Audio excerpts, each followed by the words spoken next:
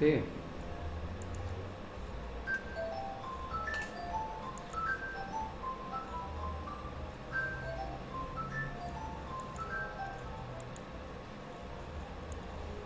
Ahí tienen la asistencia. Buenas tardes, estudiantes. Buenas. Buenas. Ahí tienen ya la asistencia.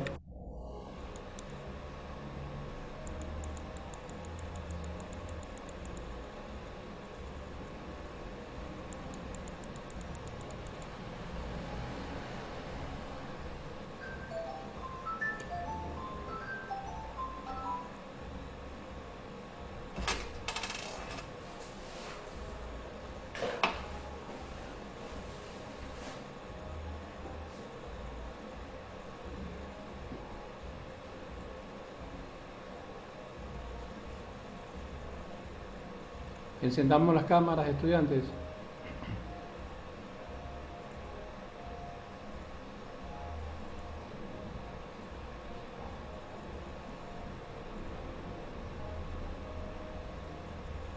Señorita Villena, en la clase pasada, ¿por dónde nos quedamos?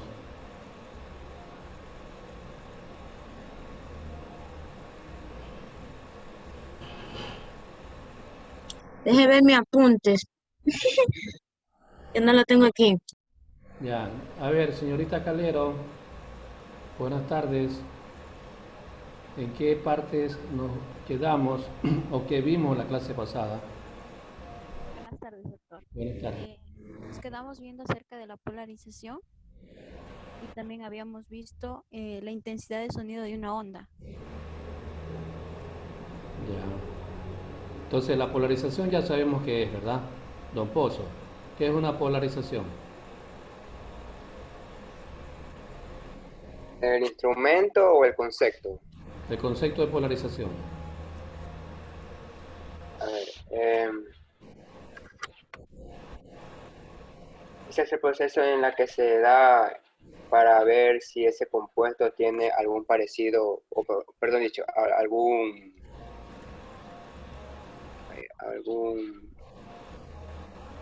tipo de reflejo de onda que por medio de la luz se puede ver si tiene enantiómeros. A ver, no tanto es así, pero algo tiene de idea. A ver, señorita Buñay, ¿qué es la polarización? Eh, es un fenómeno que se produce mediante la luz Ya, ¿qué más? por el campo eléctrico. A ver, ¿quién más me podría contribuir en ese estudio?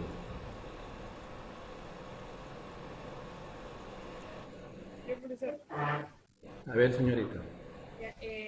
según lo que yo recuerdo es cuando según con un tipo de ángulo y una luminosidad podemos detectar de qué sustancia estamos hablando o la composición de una sustancia X, cualquiera, según un ángulo y una luz, mediante el instrumento polarismo.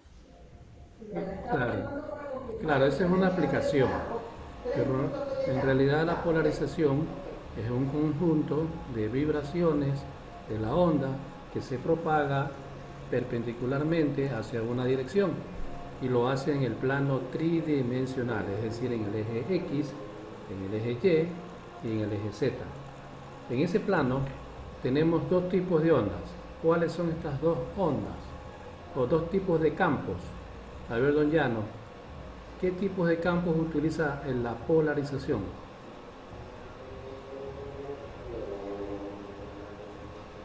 No ha entrado don Llanos.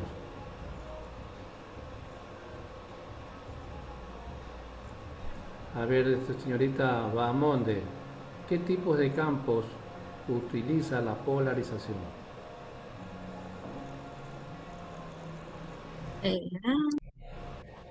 Disculpe, repítame. ¿Qué tipo de campos utiliza la polarización para propagarse en el vacío? A ver, ondas electromagnéticas. Ya, ¿qué más? Hay dos campos, ¿no? Hay un campo eléctrico y un campo magnético. Y James Clerk Maxwell sostiene de que la luz no tan solo es una onda, sino que tiene un carácter magnético y eléctrico. Por eso que la llamaba o la llamó que la luz es una onda electromagnética. ¿Sí ven? Se necesita de un flujo magnético para poder vibrar, porque la onda, este tipo de onda vibra, ¿no? En forma de una onda transversal. Y ahí tenemos ejemplos de la polarización, como por ejemplo la comunicación entre celulares utiliza una onda electromagnética. El microondas, una onda electromagnética.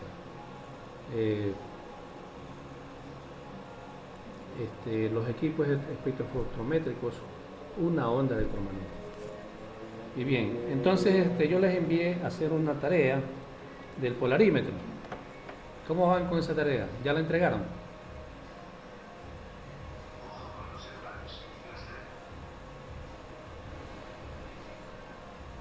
A ver, don Pozo. El informe. Sí, un informe de polarímetro. ¿Ya lo entregaron? Sí, ya lo entregamos. Ya está subido, mejor dicho. Ah, ya está subido el polarímetro, ya, perfecto. A ver, entonces vamos ahora a ver una diapositiva para estudiar lo que es la unidad de electromagnetismo. Un ratito me esperan.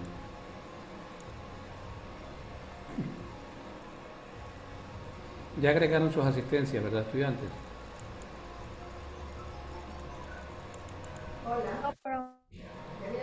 No, bro.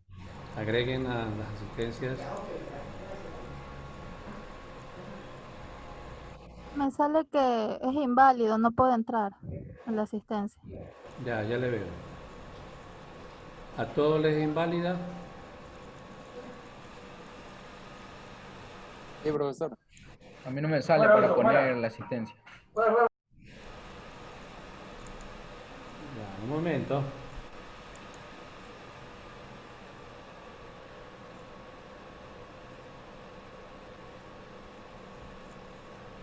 Ahora que día estamos 18, ¿verdad?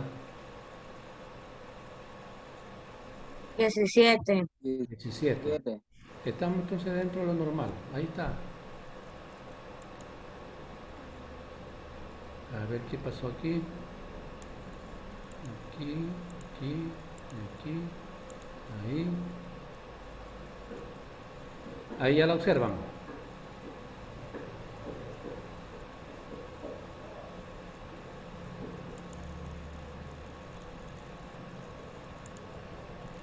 No, profe, todavía no. Ahí ya tienen que observar. Ah, ya. A ver, ¿qué pasó aquí?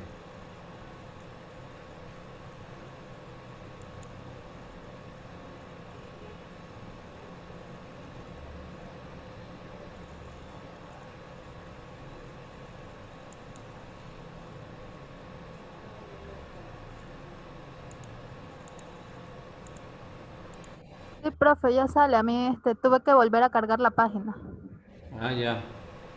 A ver, agréguense estudiantes.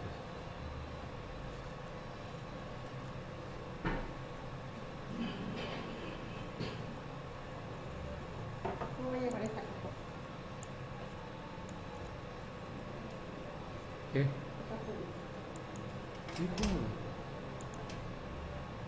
Bien, ahí estoy compartiendo la pantalla de electromagnetismo con este eslogan que hay. No se olviden de ese eslogan. Cuando sean las elecciones, no sigan eligiendo los mismos.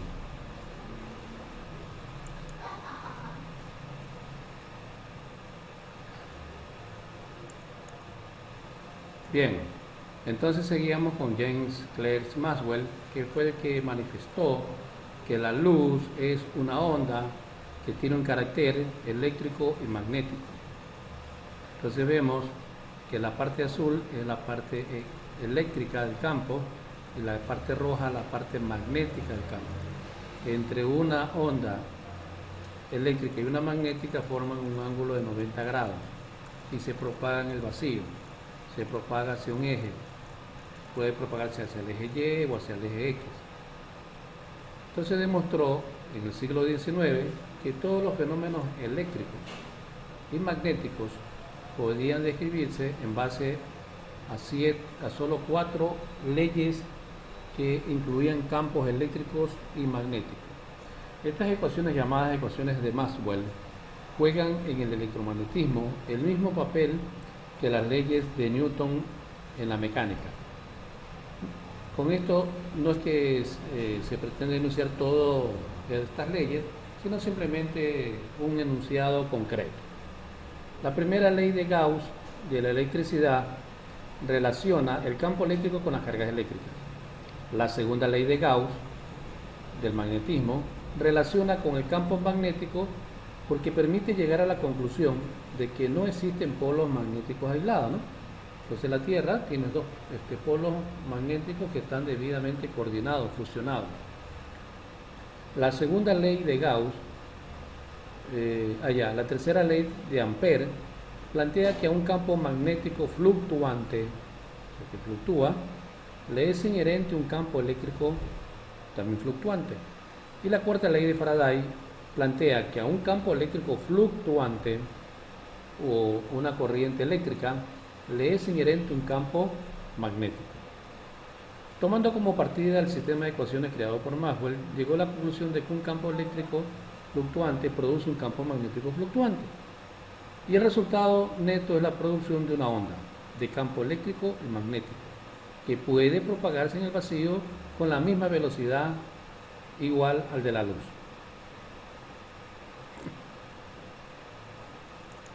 Dentro del estudio del electromagnetismo citamos a James Ørsted. Ørsted estudió, Hans Christian Ørsted, estudió el conocimiento del magnetismo, que se mantuvo limitado a los imanes hasta que en 1820, en la Universidad de Copenhague, descubrió que un hilo conductor sobre el que circulaba una corriente que ejercía una perturbación magnética a su alrededor, que llegaba a poder mover una aguja magnética situada en ese entorno, no es otra cosa que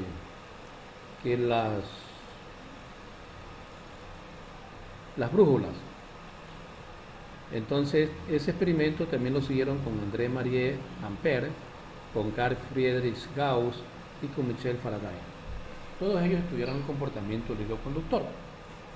El hilo conductor no es otra cosa que el material que tienen los cables que están en nuestras casas. En nuestras casas nos iluminamos, nos llega la energía a través de un cable, ¿verdad? Un cablecito que está hecho de un metal llamado cobre, porque es un material maleable, es dúctil y ofrece muchas aplicaciones. Además, conduce la corriente eléctrica. En este contexto, este hilo conductor está protegido por una coraza, en este caso un empaque plástico, para que la gente no se quede conectado con la corriente que es transportada por este hilo conductor. Pues este hilo conductor ayudó a Ørsted a descubrir la brújula. Le puso una flechita metálica debajo de un imán, y cuando le pasó corriente eléctrica al imán, la flechita comenzó a moverse en esta dirección. Y entonces Ørsted descubrió que inyectando una corriente eléctrica a un campo magnético, en este caso el imán, se podría producir el proceso de que la brújula cambie de dirección o que cambie de campo. De ahí que los fenómenos magnéticos fueron conocidos por los antiguos griegos. Se dice que por primera vez se observaron una ciudad de Magnesia del Meandro, en Asia Menor, de ahí el término magnetismo. Sabían que ciertas piedras atraían el hierro y que los trocitos de hierro atraían a su vez a otros materiales. Estos se denominaron imanes naturales. De ahí que la Tierra tiene su propio imán, su propio campo magnético, que puede atraer cuerpos. Nosotros nos mantenemos firmes y fijos en la Tierra porque la Tierra es un imán, tiene su campo magnético. Otros que encontraron vínculos entre el magnetismo y la electricidad en James Clerk Maxwell sintetizó y explicó estas observaciones en sus ecuaciones de Maxwell. Unificó el magnetismo y la electricidad en un solo campo, llamado el electromagnetismo. En 1905, Albert Einstein usó estas leyes para comprobar su teoría de la relatividad especial. En el proceso mostró que la electricidad y el magnetismo estaban fundamentalmente vinculadas. Miren, aquí nosotros tenemos una imagen de un hilo conductor que atraviesa una corriente eléctrica y me va a producir un campo magnético llamado B. B es el flujo magnético o campo magnético. Y acá tengo un imán con dos polos, el polo norte y el polo sur. Esto es solamente para graficar cómo los polos se dirigen los unos hacia los otros. Hacia el norte se dirigen en forma convergente y hacia el sur se dirigen en forma divergente, o sea, hacia adentro. Ørsted demostró que una corriente eléctrica crea a su alrededor un campo magnético. Aquí tenemos una pila, tenemos un hilo conductor y aquí tenemos la brújula. Si pasamos el hilo conductor por encima o debajo de la brújula, esta se va a mover. ¿Por qué? Porque la fuente de poder de energía entre el polo positivo y el negativo nos produce un transporte de energía. Recuerden que las ondas tienen energía, ¿verdad? Entonces Ørsted demostró que una corriente eléctrica crea a su alrededor un campo magnético. Más tarde se demostró que dicha capacidad de creación de un campo magnético solo la tenían cargas eléctricas en movimiento y no las cargas eléctricas en reposo. Faraday, por su parte, completó las experiencias de Ørsted demostrando que un campo magnético es capaz de crear una corriente eléctrica siempre que el imán que crea el campo magnético se mueva cerca de un hilo conductor. Los generadores electromagnéticos, los electroimanes y muchos aparatos que detectan y miden el paso de las aplicaciones derivadas de los fenómenos electromagnéticos. Ya decíamos que las ondas emiten energía, pueden ser planas. Aquí tenemos una onda plana que en el plano tridimensional se dirige hacia el eje X. En medio de su paso van transmitiendo energía. Pero también es cierto de que toda onda que transporta energía también es impulsada por un efecto energético. Aquí tenemos un efecto energético que va emitiendo una luz y esta luz emite una onda electromagnética, ¿no? Aquí tenemos que la energía transportada está representada por el vector Poynting. El vector Poynting, que es ese, es igual a 1 dividido para la densidad lineal inicial y multiplicado a su vez por la intensidad y por el campo magnético.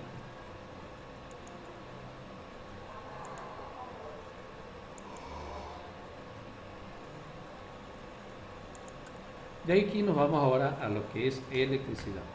¿Cómo surge la electricidad? ¿Quiénes son los iniciadores de la electricidad? Los iniciadores de la electricidad son los griegos. En este caso,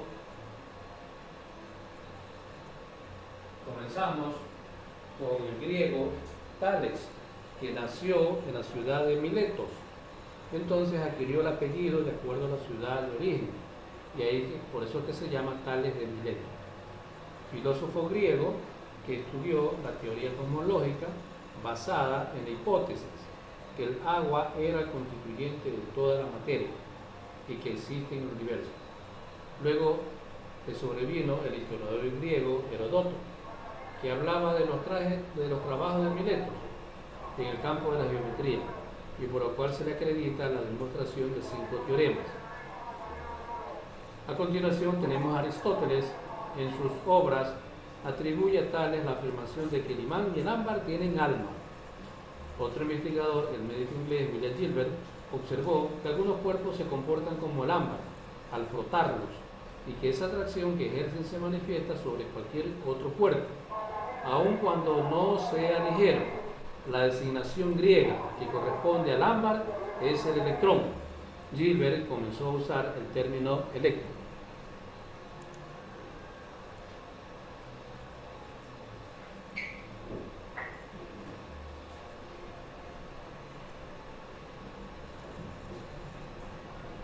Ahí tenemos una división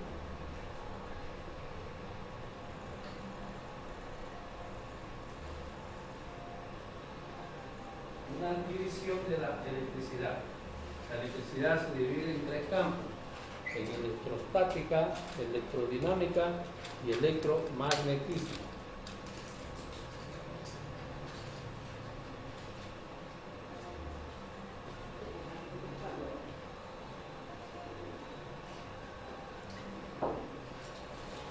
Veamos cuál es el significado en este cuadro sinóptico de la electrostática. Se dice que la electrostática se encarga del estudio de las cargas en reposo. La electrodinámica estudia las cargas eléctricas en movimiento. Y el electromagnetismo estudia la relación que hay entre la corriente eléctrica y la corriente magnética y el campo magnético. Para adentrarnos en el estudio, tenemos aquí arriba 3 tipos de cargas: 2 cargas con el mismo signo, 2 cargas con signo desigual y otra carga con el mismo signo. Aquí tenemos cargas positivas, acá tenemos una positiva y otra negativa, y acá tenemos carga negativa. Cuando las cargas son positivas, ambas no se atraen, más bien se repelen. Cuando 2 cargas son negativas, no se atraen, más bien se repelen. Para que se atraigan, la una tiene que ser negativa y positiva. En este caso, esta efectúa un campo. Ese campo se llama eléctrico. O sea, la electricidad debe tener 2 cargas, una positiva y una negativa. Por lo tanto, la electrostática es una rama de la física que estudia los efectos producidos en los cuerpos como consecuencia de sus cargas eléctricas. Por lo que es lo mismo, el comportamiento de las cargas eléctricas en situación de equilibrio. Dicha carga eléctrica es la responsable de los efectos electrostáticos, de atracción o de repulsión, que se generan entre los cuerpos que las poseen. De ahí que la electrostática, su unidad de medida es el coulomb, por letra C. Y la electrodinámica, su unidad de medida es el ohm. Entonces veamos acá un ratito.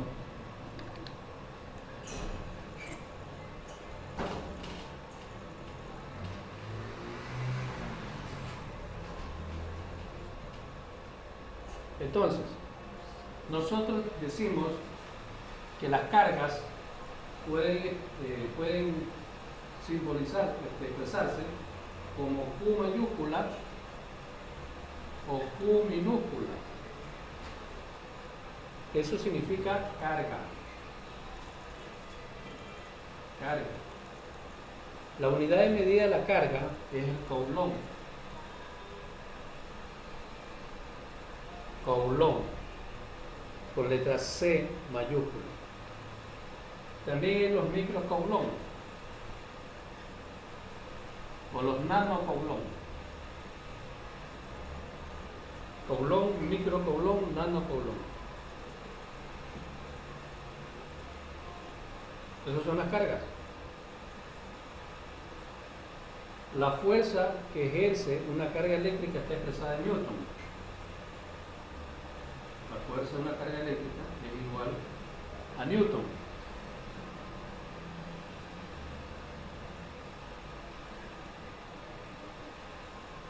Y la unidad de medida de la electrodinámica es el ohm.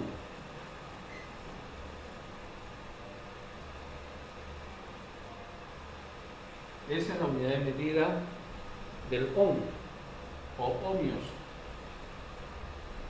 Ese es el símbolo de ohmios. Este es el símbolo de Coulomb.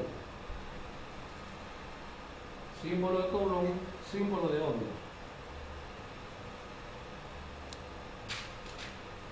Entonces, en un campo eléctrico, yo tengo cargas.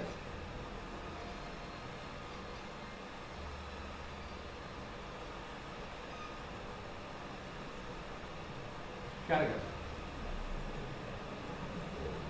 En un campo eléctrico. En un campo eléctrico tengo yo al polo positivo y al polo negativo. Aquí adentro en mi campo, este es mi campo eléctrico. Tengo cargas. ¿Cómo muevo las cargas? Las muevo con la fuerza necesaria para hacerlas.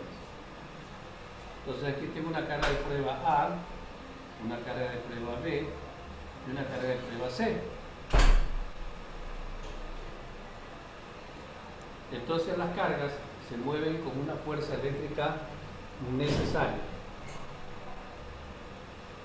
Con una fuerza eléctrica.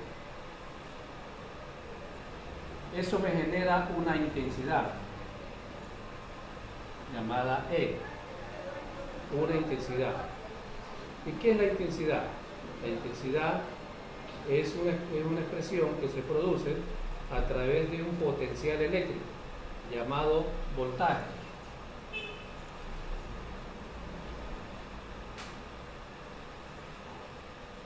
Cada carga que ustedes ven aquí tiene un voltaje. Ese voltaje tiene una distancia, ¿se ven? Tiene distancia. De aquí acá hay una distancia, de aquí acá hay otra distancia. ¿Sí? Por lo tanto, la intensidad de un campo está expresada en voltaje sobre distancia. Y dicho de manera en unidades de medida, el voltaje es igual a voltios. Y la distancia está expresada en metros. De ahí decimos que la intensidad de un campo es igual a voltio por metro, o a voltaje sobre distancia. Por lo tanto, la fuerza eléctrica necesaria que tiene un campo está determinado por la intensidad y la carga. Entonces decimos que la intensidad es igual a la fuerza sobre la carga.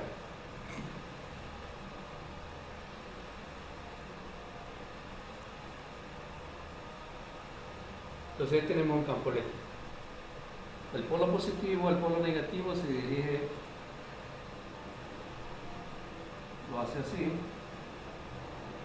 y luego también viene de regreso. La fuerza necesaria versus la intensidad eléctrica de un campo. Para poder calcular la fuerza eléctrica necesaria de un campo, nos vamos a la siguiente fórmula. La fuerza es igual a K por carga 1 y carga 2 dividido para R cuadrado. La fuerza eléctrica, para calcular la fuerza eléctrica de este campo, es igual a K. K, que es una constante de proporcionalidad, una constante de proporcionalidad del campo eléctrico, multiplicada por cada carga.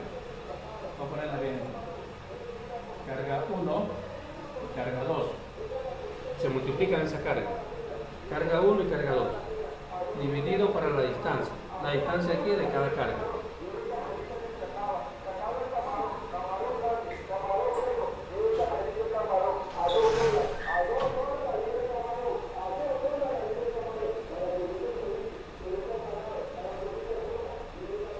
¿Sí? Fuerza es igual a la constante o la multiplicación de las cargas y dividido para la distancia cuadrada o R cuadrada.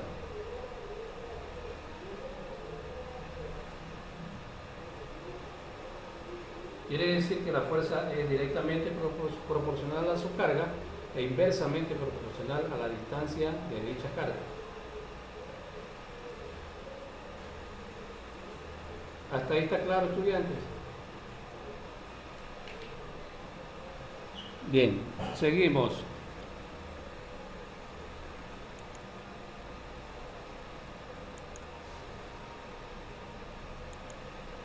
Por lo tanto, la electricidad, ¿qué es?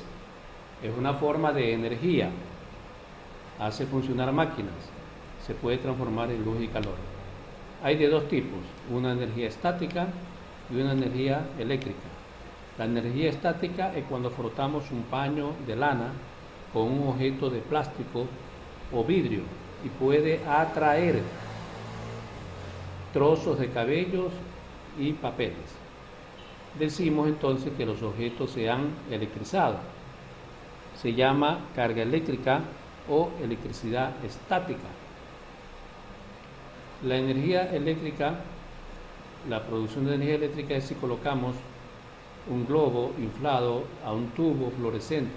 Vemos que dentro de él hay una luz. Eso se llama energía, eso se llama corriente eléctrica.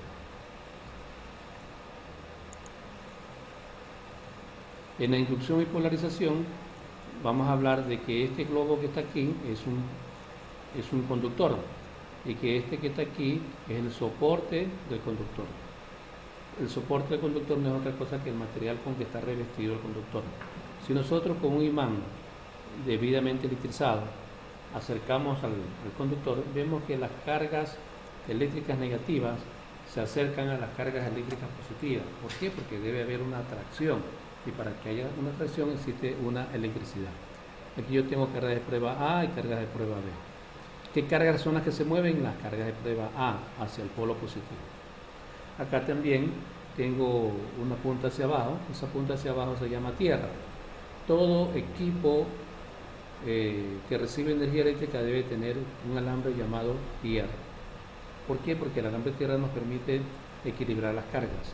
En un momento cuando hay un aumento de potencia, este cable llamado tierra, ese es el que equilibra las cargas.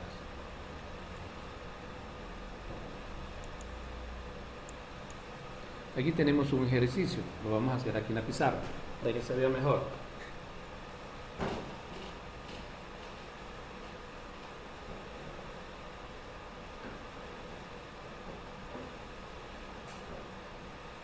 En base a lo que hemos estudiado, entonces vamos a hacer un ejercicio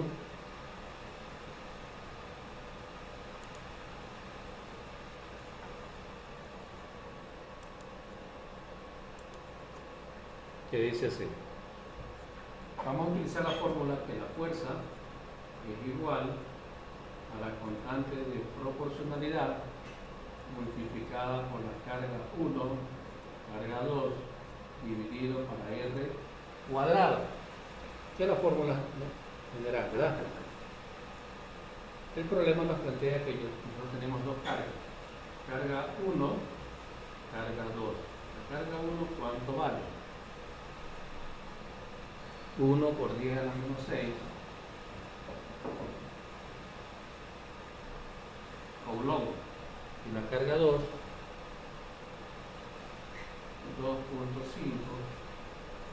por 10 a la menos 6 coulomb. La distancia entre las cargas aquí es igual, la distancia dice 5 centímetros. 5 centímetros. ¿Ya? Nos piden calcular la fuerza. Entonces aplicamos la fórmula que está arriba. Fuerza es igual.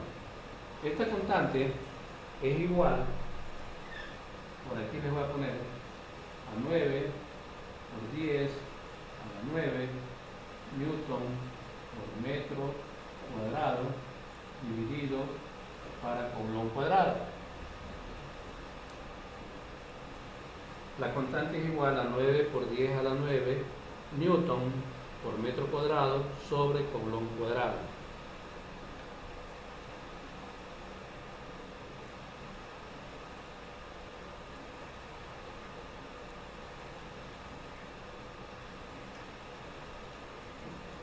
Bien, ahora vamos a aplicar a la fórmula. Entonces decimos que la fuerza es igual a la constante 9 por 10 a la 9 newton por metro cuadrado por cada coulomb cuadrado, multiplicado por las cargas, por la vibración, cargas. La carga 1 por 10 a la menos 6 coulomb por la carga 2, 2.5 por 10 a la menos 6 coulomb. Dividido para la distancia cuadrada. Debemos observar lo siguiente, que la constante está trabajando en metros y acá yo tengo una distancia que está en centímetros. ¿Qué tengo que hacer? Transformarla a metros. Entonces transformo los centímetros a metros por un metro, que es igual a 100 centímetros. Por lo tanto, mi distancia será igual a 0.05 centímetros al cuadrado.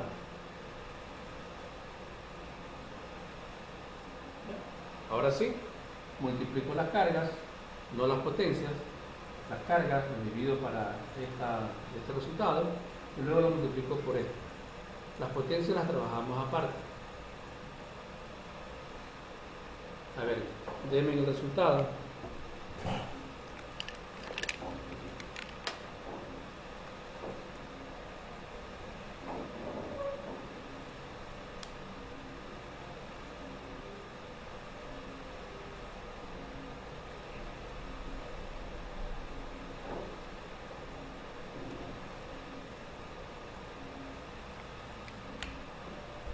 Le sale ese resultado que está ahí, 9 newton.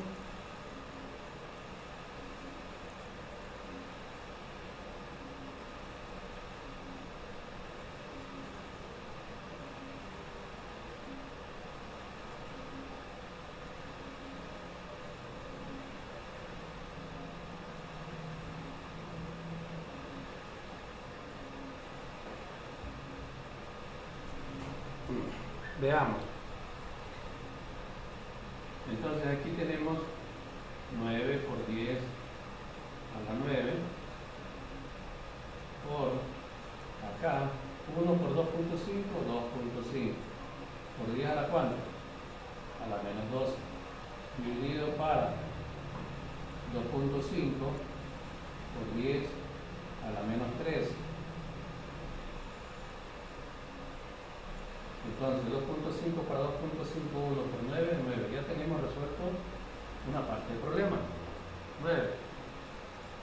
Este 10 a la menos 12, cuando este menos 3 pasa acá, ¿qué sucede? Se vuelve positivo. Entonces ponemos aquí 10 a la menos 12 por 10 a la menos 3 y acá tenemos 10 a la 9. Aquí ¿cómo quedaría? 10 a la 9. 10 a la 9 por 10 a la menos 9. Por lo tanto, el resultado es 10 a la 0. Y toda base de 10 a la 0 es igual a 1. Ahí tenemos ya resuelto, 9 newton. ¿Se ven?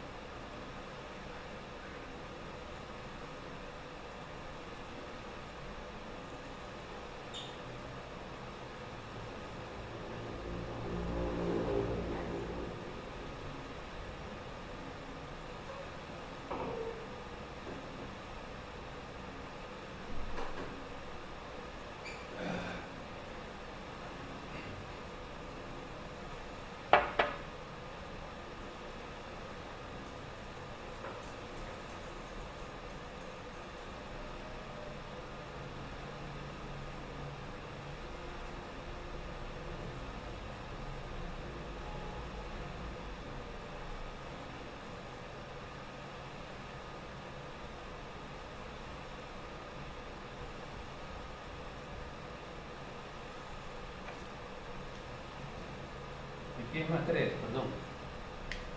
Porque cuando sube cambia de signo.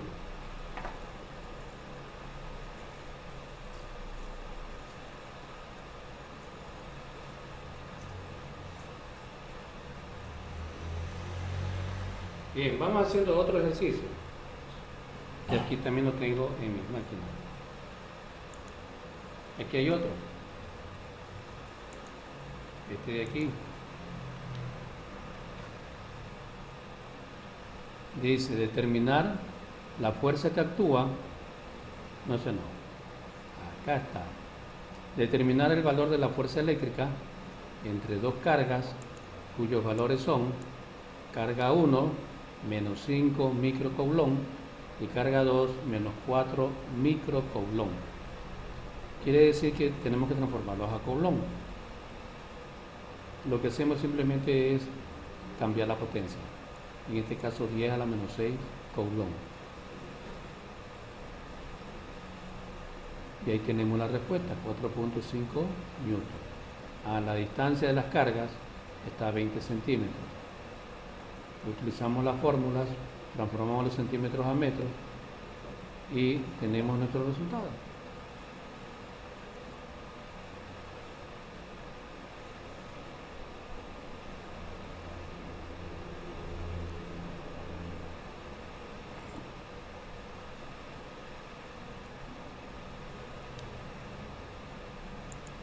Luego, las leyes de Faraday son importantes estudiarlas y revisarlas porque estamos trabajando con cargas de prueba, en este caso carga de prueba positiva y una carga de prueba negativa.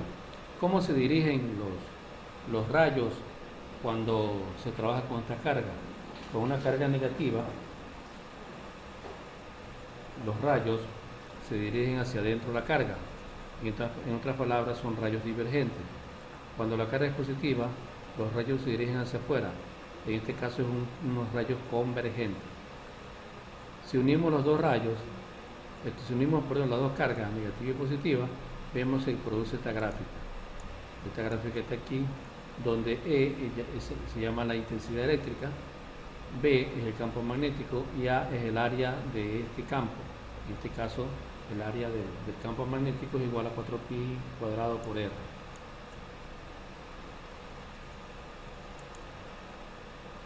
¿Cuándo mi campo eléctrico es uniforme? Mi campo eléctrico es uniforme cuando las cargas de dicho campo, las que están aquí adentro, son todas iguales. Claro, si yo le aplico, por ejemplo, 10 voltios a mi primera carga, la segunda carga tendrá el doble y la tercera tendrá el triple. El agrupamiento de cargas o el dibujo de estas cargas me va a permitir encontrar dos tipos de líneas. Una línea de fuerza que se llaman estas, que son paralelas, y estas que son perpendiculares se llaman líneas de sitios de acción, líneas de fuerzas y líneas de posición. Entonces si ven que van a trabajar siempre una de manera paralela y la otra de manera perpendicular.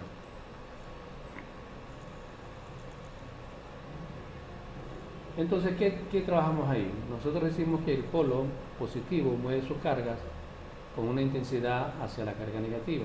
Y de la carga negativa hacia la carga positiva existe una fuerza. ¿Qué vamos a medir? ¿La fuerza? O también podemos medir la intensidad. Y ahí decimos que la intensidad es igual a la fuerza sobre la carga.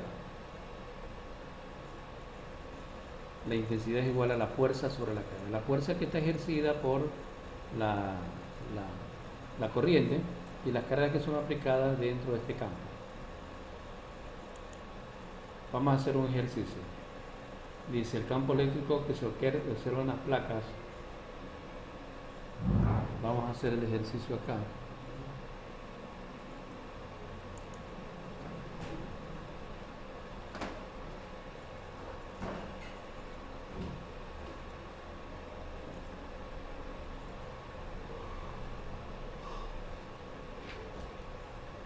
Vamos a dibujar nuestro campo.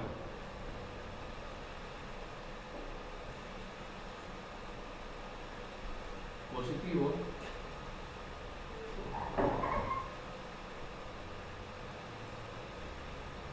Negativo. Ese es mi campo. A mi campo yo le aplico un voltaje. Uno aquí, otro aquí y otro aquí. Un voltaje. Vamos a manifestar que yo le aplico 1.5 voltios. 1.5 voltios. La carga de acá, ¿cuánto valdrá? Si esto vale 1.5. De manera secuencial, ¿cuánto valdrá la segunda? 2.5. A ver, don Pozo, ¿cuánto vale la segunda? De manera secuencial, ¿eh? 2. No, es el doble. Ah, Es. 3. Ah, ya. ¿Y la tercera? 4.5. Es el triple de la primera.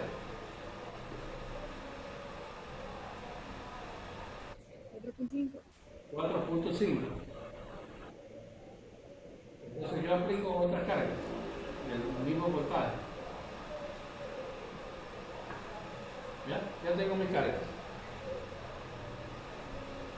¿Qué significa que mis cargas aquí todas son iguales, ¿no? Porque tienen el mismo voltaje.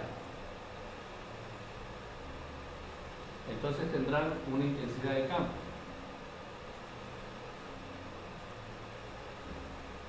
Pero también tendrán la fuerza eléctrica necesaria para poder moverse.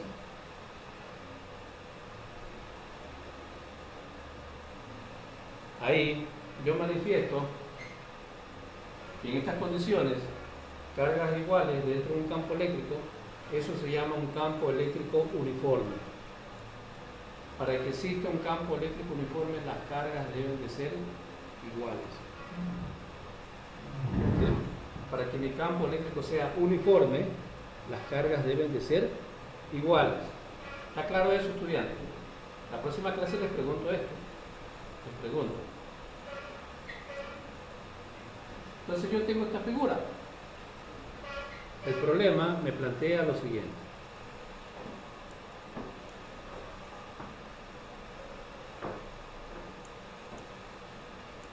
Dice el problema. El campo eléctrico que se observa entre las placas mostradas, aquí está ahí arriba, es igual su intensidad de 2 por 10 a la 4 newton por coulomb. Entonces pongo aquí que la intensidad del campo es igual a 2 por 10 a la 4 newton por coulomb. Y la distancia entre ellas es de 7 milímetros.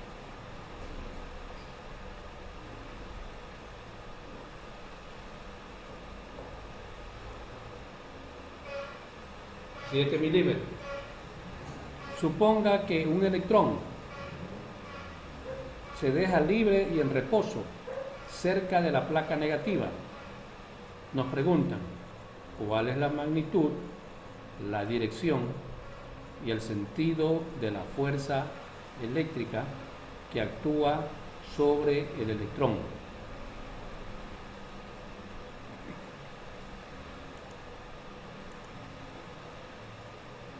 Nos dicen cuál es la magnitud, la dirección y el sentido de la fuerza eléctrica que actúa sobre el electrón. ¿Dónde está el electrón? Cerca de la placa negativa. Ahí lo tenemos.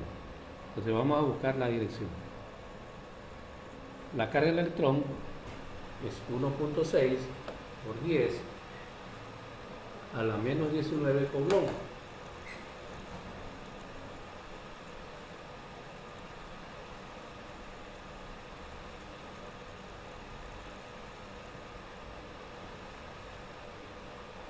Coulomb. ¿Ya? Entonces nos valemos de la formulita de intensidad es igual a la fuerza sobre la carga.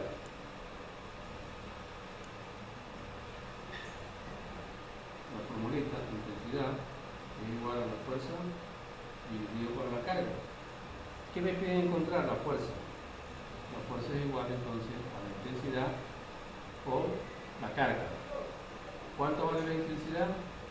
2 por 10 a la 4 newton por cada coulomb multiplicada por la carga por 1.6 por 10 a la menos 19 coulomb.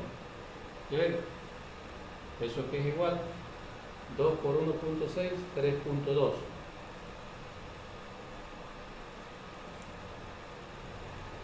Por 10 a la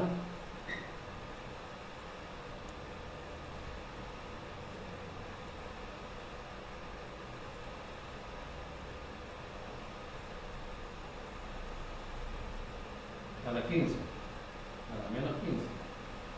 ¿Qué fuerza? Newton. Porque con lo que produce la energía de respuesta de Newton. Y ahí ya tengo la fuerza.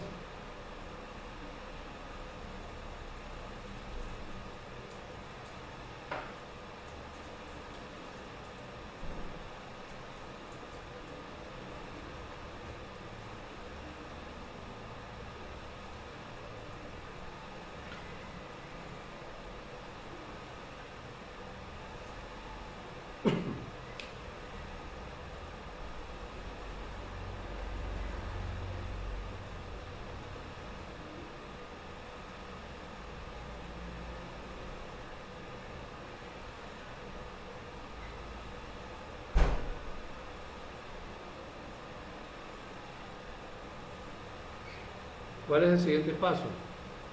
Dice, eso ya es teórico, sabiendo que el peso del electrón es despreciable en comparación con la fuerza eléctrica que actúa sobre él. Diga qué tipo de movimiento describirá esta partícula. El tipo de movimiento es rectilíneo y uniformemente acelerado. La tercera pregunta, ¿cuál es el valor de la aceleración adquirida por el electrón? Entonces aquí vemos, ¿cuál es el valor de la aceleración adquirida por ese electrón? Aceleración. Entonces nos vamos a la fórmula de que la fuerza es igual a la masa por la aceleración. Y la aceleración es igual a la fuerza sobre la masa. ¿Cuánto es la masa del electrón? 9.1 por 10 a la menos 31 kilogramos. Ese es otro dato, hay que poner en datos. La masa del electrón 9.1 por 10 a la menos 31 kilogramos.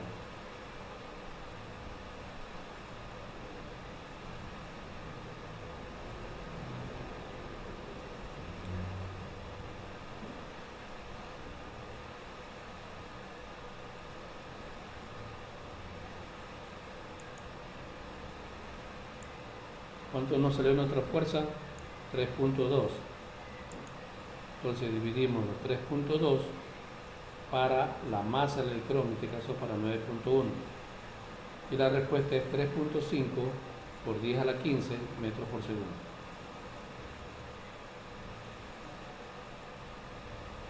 Contestada la aceleración. Ahora vamos a ver, dice, ¿cuánto tardará el electrón en desplazarse de la placa negativa a la placa positiva? ¿Cuánto tardará? O sea, el tiempo. Nos valemos una formulita que está en la física. Dice que la distancia es igual a un medio de la aceleración por el tiempo cuadrado. Un medio de la aceleración por el tiempo al cuadrado. Despejamos tiempo al cuadrado. Todo lo que está al cuadrado se me hace raíz cuadrada. Entonces esto es igual a la raíz cuadrada de 2 veces la distancia dividido para la aceleración. Y entonces ahora sí usamos lo que tenemos. La distancia, ¿cuánto nos salió?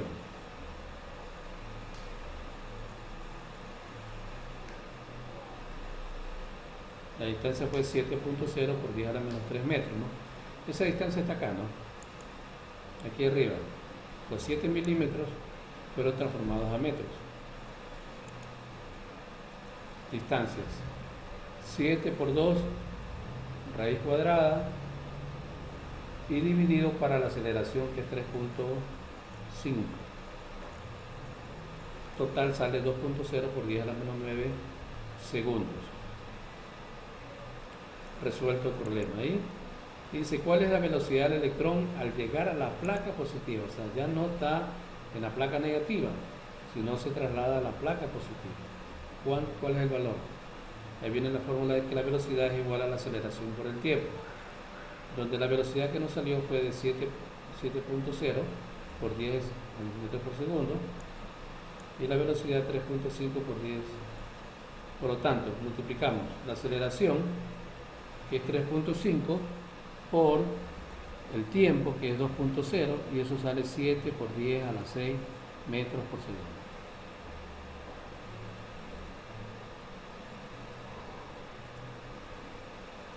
Allá tenemos resuelto nuestro problema de cargas.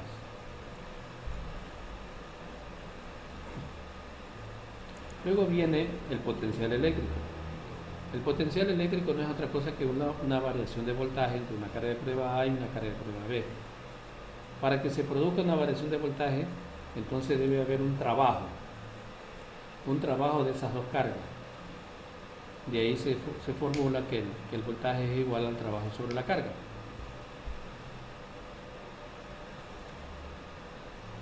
Y como eso está expresado en voltios, un voltio es igual a un joule por cada coulomb como unidad de medida.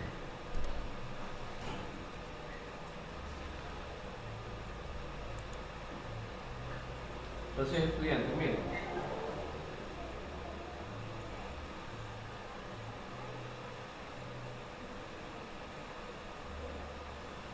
aquí yo tengo dos cargas de prueba, una carga de prueba A y una carga de prueba B. Entre ellas hay un voltaje. Ese voltaje yo le llamo tensión. Tensión eléctrica. Toda tensión eléctrica no es otra cosa que la variabilidad de los voltajes.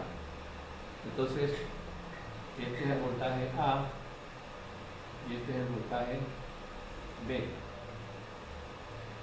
Entre el voltaje A y el voltaje B, ¿qué hay? Un trabajo. Entre el voltaje A y el voltaje B hay un trabajo. Un trabajo. ¿Trabajo de qué? De las dos cargas. En este caso de A, B. Y de ahí nosotros decimos que el voltaje de una carga de prueba B es igual al trabajo que ejecuta esa carga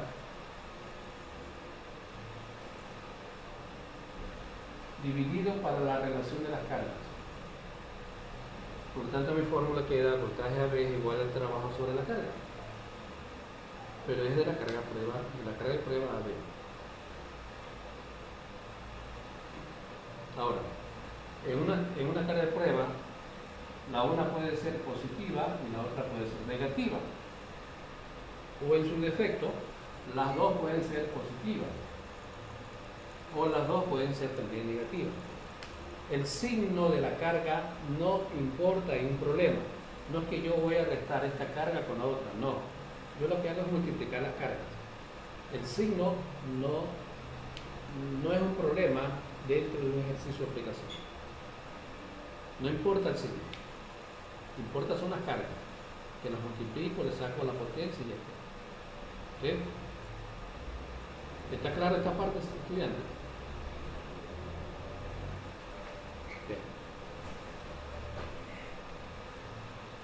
Vamos a hacer unos ejercicios en base al potencial eléctrico. Dice, una carga positiva que se suelta en un campo eléctrico tiende a desplazarse de los puntos donde el potencial es mayor hacia los puntos donde es menor. Una carga negativa tenderá a moverse en sentido contrario, es decir, de los puntos donde el potencial es menor hacia aquellos donde es mayor. Aquí tenemos un ejemplo. Dice, suponga que una carga Q positiva es 2 por 10 a la menos 7 coulomb. Se desplaza de A hacia B y que el trabajo realizado por la fuerza eléctrica sobre ella es de 5 por 10 a la menos 3 joule. ¿Cuánto vale la diferencia potencial entre A y B? Entonces está la fórmula. Variación de voltaje de AB, trabajo sobre carga. El trabajo que ejecuta esta carga, ¿de cuánto es? De 5 por 10 a la menos 3 joule. Y la carga de 2.0 por 10 a la menos 7. Esto sale 2.5 por 10 a la 4 voltios, porque la unidad de voltaje está expresada en voltios. Acá tenemos otro problema que se refiere a este mismo.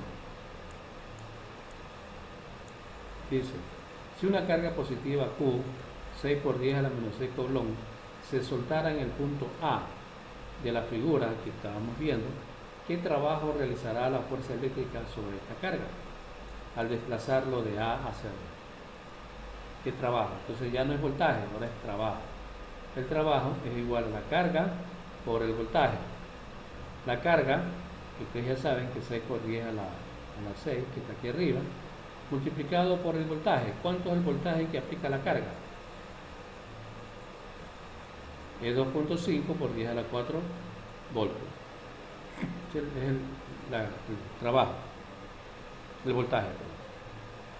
Eso sale 0.15 joules, porque el trabajo está expresado en joules.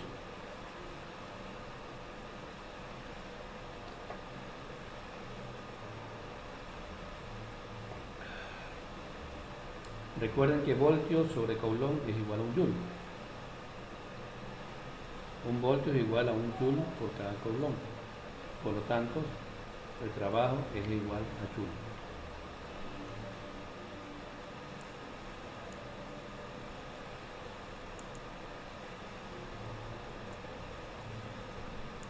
Acá tenemos otra tarea.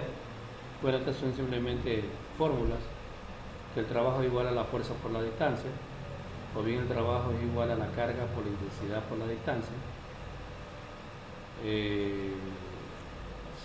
Si agrupamos que el trabajo, ¿no? Voltaje igual a trabajo sobre carga, y si cambiamos en lugar de trabajo todo lo que dice aquí, pues el trabajo sería carga por intensidad por distancia dividido por la carga. Por lo tanto, el voltaje es igual a la intensidad por la distancia, y la intensidad es igual al voltaje sobre la distancia, y un voltio por metro es igual a un newton por coulomb.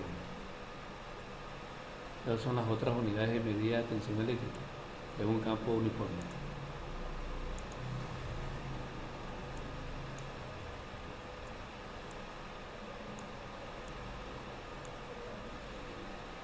Aquí tenemos un ejercicio. Este ejercicio lo hacíamos en laboratorio. Dice, usando un aparato adecuado, se midió la tensión o diferencia de potencial entre las placas que se muestran en la figura, encontrándose que el voltaje AB es igual a 300 voltios. También se halla que la distancia entre A y B es de 5 milímetros. En base a esta medida calcule la intensidad del campo.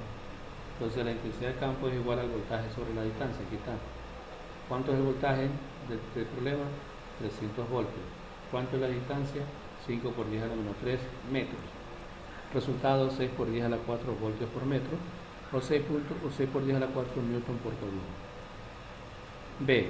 Suponga que la carga ahora es de 2 por 10 a la menos 7. ¿Cuánto vale la fuerza eléctrica que actúa sobre una carga que colocada en un campo eléctrico? Entonces fuerza es igual a la carga por la intensidad. La carga ya me la tiene, y la intensidad está arriba, en este caso 6 por 10 a la 4. Total 1.2 por 10 a la menos 2. Literal C. ¿Cuánto vale el trabajo que el campo eléctrico realiza sobre Q, sobre la carga, al desplazar de la placa A hacia B? La formulita, trabajo aquí es igual, fuerza por distancia. La fuerza es 1.2. Y la distancia, 5 por 10 a la menos 3 metros. Resultado, 6 por 10 a la menos 5 joules.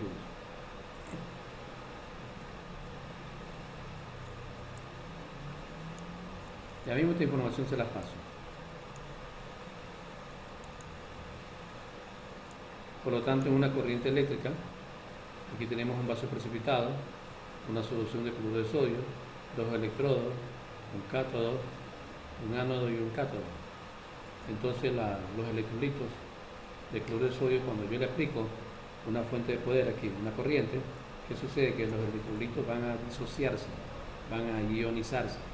Entonces el ion cloruro se dirigirá al ánodo, el ion sodio se dirigirá al cátodo, formando un proceso de electrólisis.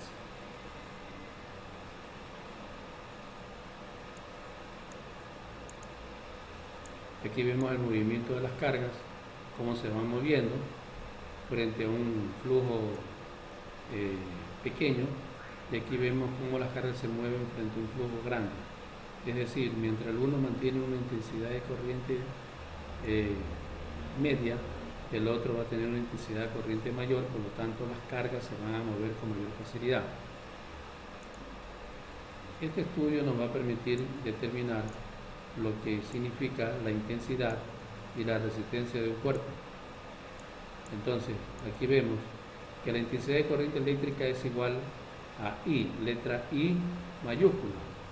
Aquí es igual a eso, a la entalpía de la carga sobre la entalpía del tiempo. Y la intensidad de corriente eléctrica está expresada en amperes.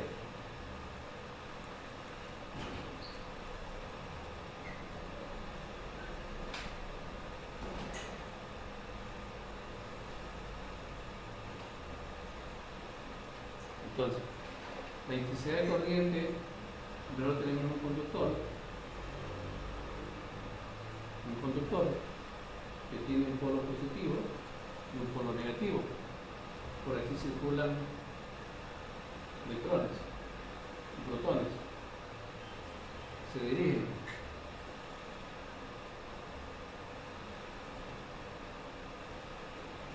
Si yo le aplico una corriente eléctrica a esto, ¿qué voy a medir?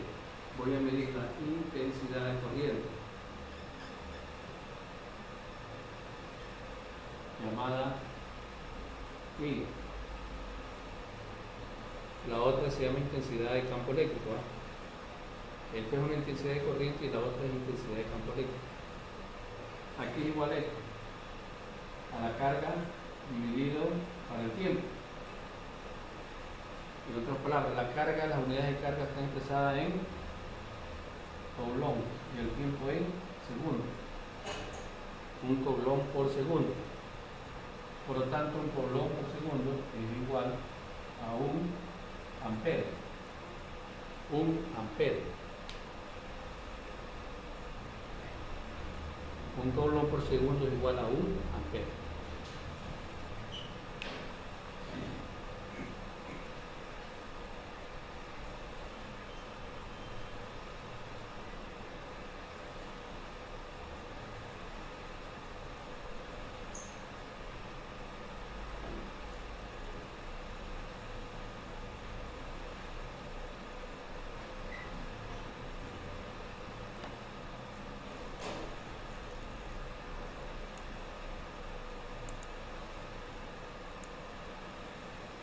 ¿De qué nos sirve conocer esa intensidad? Nos sirve para medir lo que es una resistencia eléctrica. La resistencia eléctrica es una tendencia, ¿no? O entendemos que es la mayor o menor oposición que presenta un cuerpo al paso de la corriente eléctrica. Y la unidad de resistencia es el ohm. La resistencia que presenta un material al paso de la corriente eléctrica viene dada por esta expresión, resistencia es igual a ρ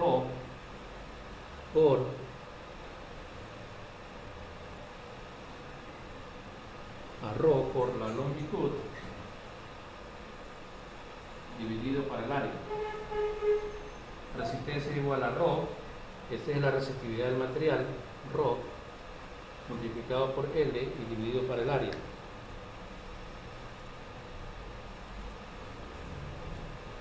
Entonces ven la expresión que R es la resistencia expresada en ohmio, ρ es el coeficiente de resistividad del material expresado en ohmio por metro, L es la longitud del conductor.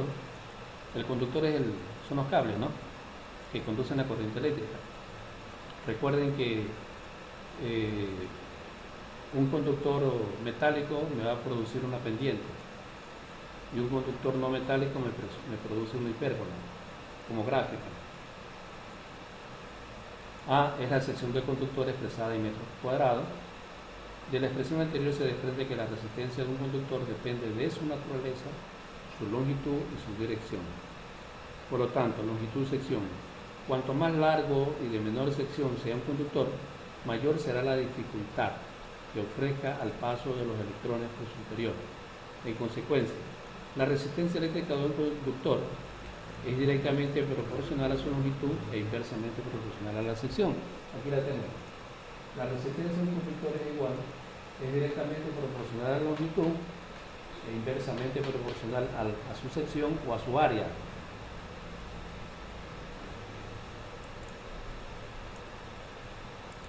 Aquí tenemos algunos ejemplos de resistividad y coeficientes de temperatura. Por ejemplo, de la plata, tenemos 1.6 por 10 a la menos 8 ohmio por metro. ¿A qué temperatura? A 20 grados centígrados. El cobre 1.7, el aluminio 2.8, tungsteno 5.5, el hierro 10 por 10 a la menos 8, ¿no? Ohmio por metro. Siempre la unidad de medida de una resistividad eléctrica es ohmio por metro.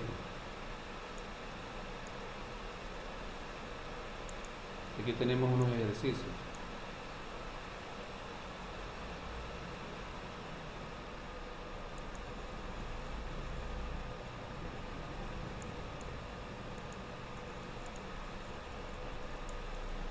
Aquí hay unos ejercicios.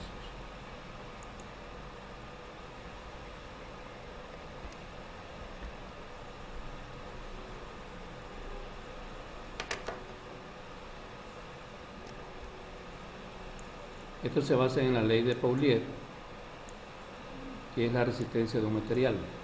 Dice el ejercicio: determinar la resistencia de un alambre de cobre calibre número 10 American Wire Gauge, que posee una resistividad de 1.7 por 10 a la menos 8 ohmios por metro por cada 1000 metros de longitud y un diámetro de 4 milímetros. Entonces, los datos que nos permiten calcular la resistencia: Rho, que es la resistividad eléctrica; L, que es la longitud; θ, que es el área, 4 milímetros; R, que es igual a 2 milímetros. Por lo tanto, el área es igual a 2 por 10 a la menos 3 metros, transformado los milímetros a metros. El área de una sección es igual a pi r cuadrado. Pi r cuadrado. R cuadrado, ¿cuánto vale? 2 por 10 a la menos 3. En este caso, 3.14 por 2 sería 1.26 por 10 a la menos 5 metros cuadrados. A ver, verifiquemos.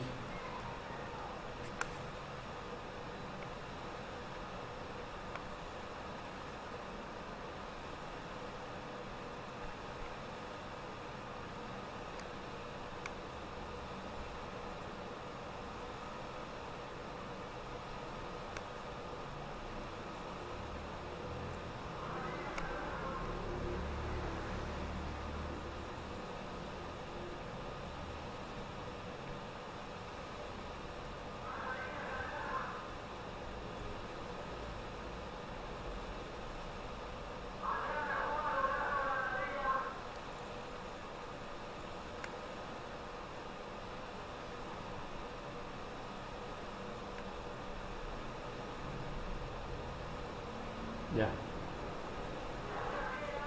Entonces, pi por r cuadrado. R, que es el 2 por 10 a la menos 3, como es al cuadrado, se lo multiplica por 4pi y sale 1.26 por 10 a la menos 5 metros. Si agrupamos todas estas cosas en las fórmulas, decimos que resistencia es igual al Rho, 1.7 por 10 a la menos 8 ohmios por metro, por raya de fracción, la longitud, 1000 metros, y el área, 1.26 por 10 a la menos 5 metros. Este es el área de la sección del conductor. Por lo tanto, la respuesta sale 1.35 ohmios, porque la resistencia está expresada en ohmios.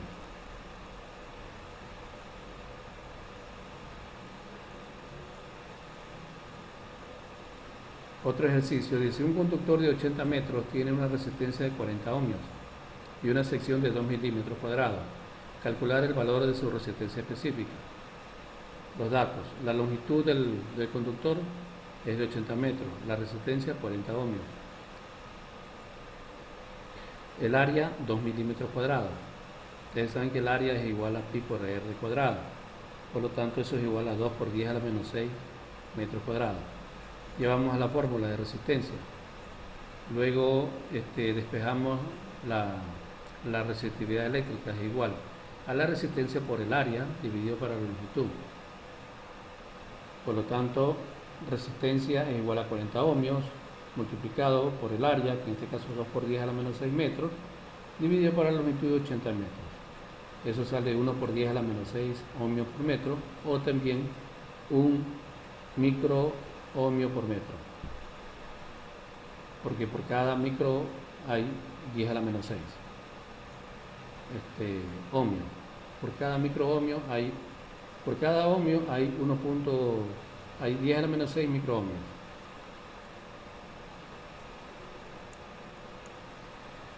Otro ejercicio dice: un obrero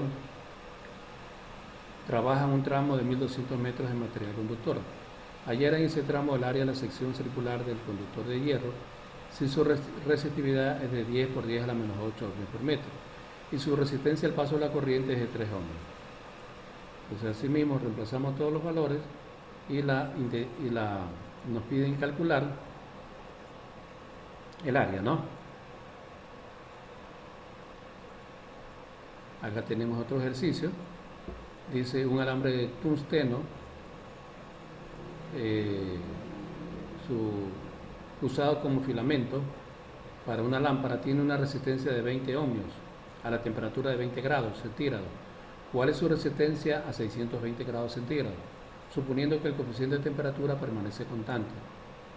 Pero dice el problema en realidad aumenta. La solución. La fórmula: R resistencia es igual a la resistencia inicial multiplicada por 1 más alfa por el tiempo. Este problema ustedes ya lo vieron o sea, este tipo de problema o este inicio de problema lo vieron en física 1, en dilatación lineal. Entonces, R, ¿a qué se refiere? A la resistencia, ¿no? En este caso 20 ohmios por 1 más alfa. ¿Alfa a qué se refiere? Es la dilatación, ¿no? En este caso 0.045 por T, que es T, la temperatura. Aquí estamos hablando de una variación de temperatura entre 620 y 20 grados centígrados. Eso es igual a 600. Multiplicamos todo eso por 20 y la respuesta es 74 ohmios.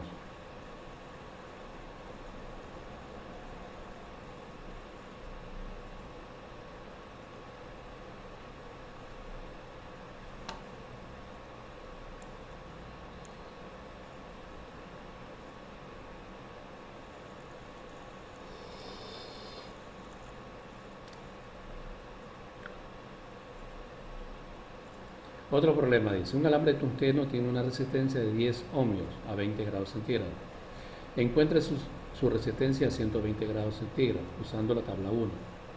El alfa de dilatación del tungsteno es de 0.05 ohmios, ¿no?, a una temperatura X de grados centígrados. El aumento de la temperatura buscamos el aumento, ¿entre cuánto? Entre 120 y 20 grados centígrados. El delta T, por lo tanto, es 100 grados. Al sustituir en la ecuación de la resistencia es igual a ρ por 1 más delta por T. Tenemos que la resistencia es 10 ohmios más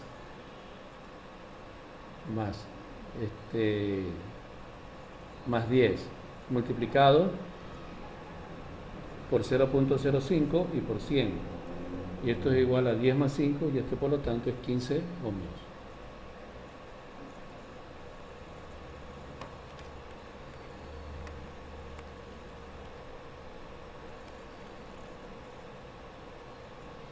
Ya, aquí está un dato de más. Aquí este 10 está de más aquí. Este 10 se multiplica 0.05.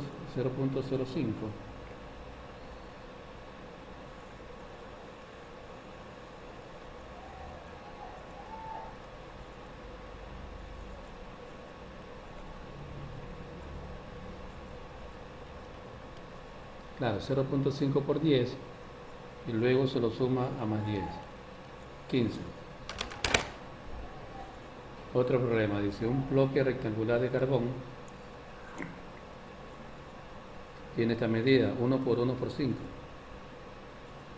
La pregunta es: ¿cuál es la resistencia medida entre los dos extremos cuadrados?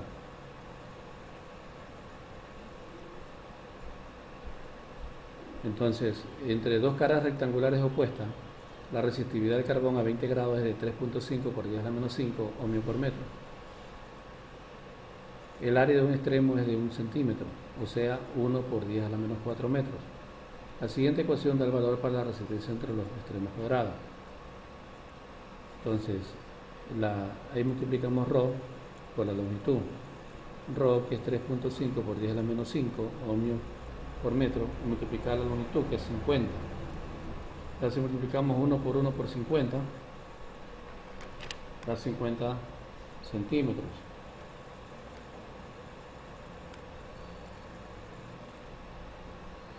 Pero como tenemos que transformar a metros, da igual 0.50 metros. Dividido para el área de la sección. El área de la sección es 1 por 10 a la menos 4 metros cuadrados. Multiplicamos y dividimos y eso nos da 0.18 ohms. Y así sucesivamente, estudiantes, con los problemas de resistividad eléctrica.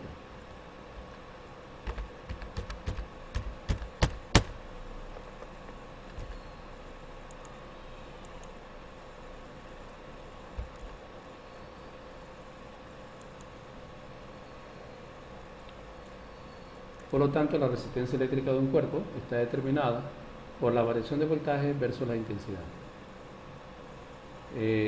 La resistencia eléctrica dice que se aplica cuando un voltaje de prueba AB de un extremo con respecto a otro establece entre ellos una corriente eléctrica.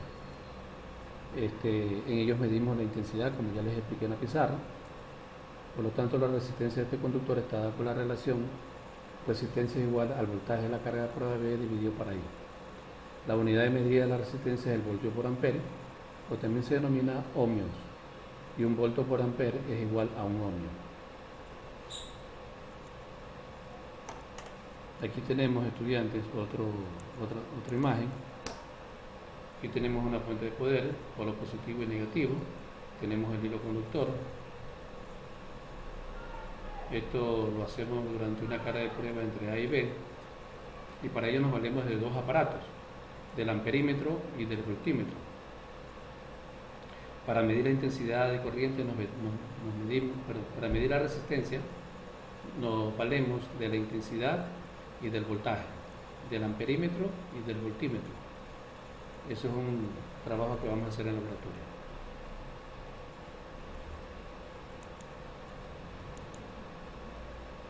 Por lo tanto, a medida que se incrementa el voltaje, si ven 5 voltios, 10 voltios, 15 voltios, también se incrementa el amperaje, o sea la intensidad, por cada 5 0.20 amperes, 10 0.40, 15 0.60, 20 0.80 y así.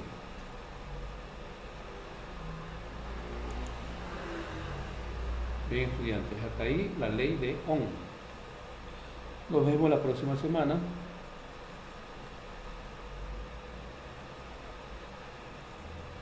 ¿Alguna pregunta al respecto, estudiantes? ¿Alguna pregunta? ¿No tienen? ¿Don Pozo no tiene pregunta?